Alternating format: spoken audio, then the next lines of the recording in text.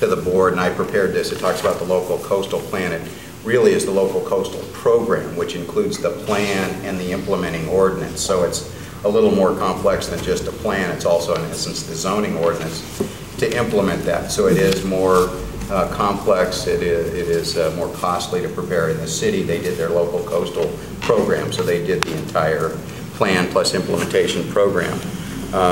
The other thing that I'd mention is the difference between, let's say, a general plan update, a Ukiah Valley area plan. In essence, it's the Board of Supervisors who will ultimately decide the action on that. They will approve it, deny it. If it gets 3 votes, it moves forward. A coastal plan, it's the Coastal Commission. So what you may be preparing and you may, find acceptable, goes off to the Coastal Commission. The Coastal Commission will revise that and make suggested modifications. In the instance of the city of Fort Bragg, there were 880 suggested modifications. Now take that with a grain of salt. They changed the format and things like that, but it's very clear in the email from Linda Roofing that they had some real issues with the Coastal Commission position. But again, it's the Coastal Commission who ultimately approves this. They'll call them suggested modifications, but they're in the driver's seat. And unfortunately, it leaves a lot of people standing on the sidelines in the process. What we have in the last 10 years has been a commission position that they will not look favorably upon any plan amendment that has the potential to increase density. We have processed some. We've changed regulations on cottage industries, home occupations. We've talked to the folks in Casper about a creative way that they could prepare their plan and use some of the density that isn't being used at Point Cabrillo to transfer that density to other areas. But the bottom line is mostly private property owners who are looking to increase density or increase visitor serving units are on the sidelines.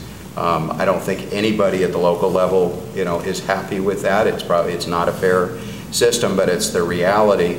The proof is Dennis McCroskey in the town of Mendocino. That was heard by the Board of Supervisors in 2005, was submitted to the Coastal Commission late in December of 2005, and it still languishes in front of the Commission staff, and it isn't moving forward.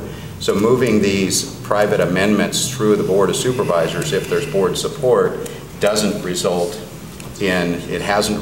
in a positive decision by the Coastal Commission. They just sit there. So it's a question of, is this a valuable utilization of staff resources if you don't expect, a positive outcome?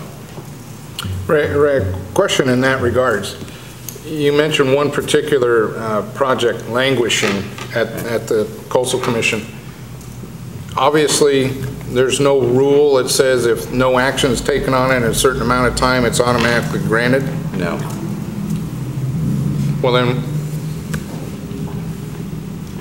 why isn't the Coastal Commission doing the local coastal plan update if we have basically no control over it? Well, that's an option. If you go back in the history of Mendocino County LCP, that's how it started.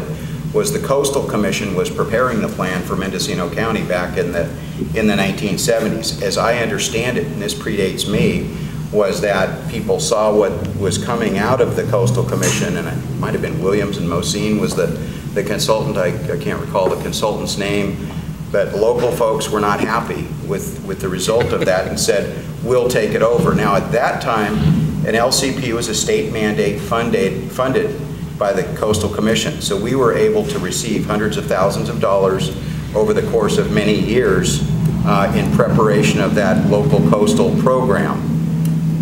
So, the Coastal Commission itself has a law that says that they must review plans every 5 years. It doesn't say that they're going to rewrite them. It's just a recommendation for every 5 years. Actually, it's within our plan. We have a policy within our plan that says in 5 years we will review the plan. Emphasis on the word review. Review does not automatically mean update. That's, if you think that things have changed such that it triggers an update, then you can move into an update. You're mandated to review the plan, not necessarily update the plan. Okay. Supervisor Colfax. Supervisor Dilbar. Oh, I'm sorry. That's okay, Mr. Chairman. Thank you. primarily we're talking about the coastal plan, but Ms. Glass, you mentioned the Mendocino town plan, so I want to make a comment on that before I go into the meat of my comments on the LCP. Updating the data is part of what is going on, and the other part is to develop a system that will not allow us to get into the mess we're in now. I'm hoping that we don't wait for both of those tasks to be completed before it comes back to the board. If the data is complete and the system isn't in place yet, the data needs to come to us and get that part done and not wait for a bureaucratic system to be developed. That can be developed subsequent to the data. In point of fact, as you collect the data, you're identifying where it comes from, so you're developing the system at the same time. So that's not a time-intensive sort of thing, but yes, the data can be brought back when that collection is completed, and actually setting up, you know, whatever particulars to implement that system on an ongoing basis doesn't have to be completed before it comes back. That's fine. Mr. Hall, in regard to, I mean, I've got several questions, and then I've got more after the presentation now. And you started to talk about our plan mandates that we review. It doesn't mandate we update, or mandates we review. Correct. It is up to the governing body of this county to determine whether or not it's an update or a review. That's correct. And looking at the staff report, I know it's a compilation of different documents here. So the first page, it talks about a full-scale intensive LCP update will cost several $100,000 and take several years. Short of that, we may hinder planning efforts in Casper, as you talked about, precludes private LCP amendments to increase density, and significant constraint to implementing the housing element. If we determine that there is no update required, that we reviewed it and we're satisfied with it, then we forego the need for a full-scale intensive LCP update that's going to cost us several $100,000, if not upwards of 6 figures, and years and years. That's correct. It doesn't overcome the downside of not updating, though, that's mentioned in the first page of that material. Here's where I'm having some problems with the Coastal Commission. This is the tip of the iceberg. Looking at their own document, the executive summary page. So the findings of the report regarding the development activity in the coastal zone since 1985 are summarized as follows.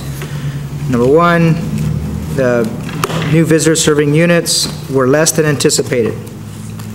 Number two, land divisions. Those represent about 25% of the 1,500 potential that were designated.